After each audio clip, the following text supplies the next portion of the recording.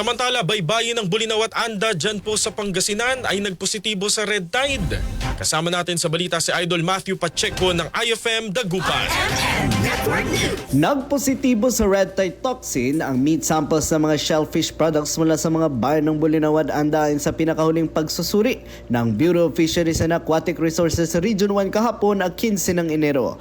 Bilang pag-iingat, inabisuhan ng mga lokal na pamahalaan na paigtingin ang tungkulin ng mga market inspector at quarantine officers sa pagtitiyak na may kaukulang auxiliary invoice ang mga malalako na nagsasaad ng pinanggalingan ng produkto o local transport permit mula sa B4 para sa lahat ng produkto mula sa baybayin ng mga apektadong lugar. Ang red tide toxin o paralytic shellfish toxin ay maaaring maging delikado sa kalusugan ng sino mang makakakain na mga lamang dagat na kinapitan nito. Matatanda na nagpositibo sa red tide toxin ang dalawang parehong bayan noong Abril 2025 na tumagal ng ilang buwan at bagyang nakaapekto sa kabuhayan ng mga manlalako. Pinapayuhan naman ang publiko na maging mapagmatsyag at maingat sa mga binibiling produkto para sa kanilang kaligtasan.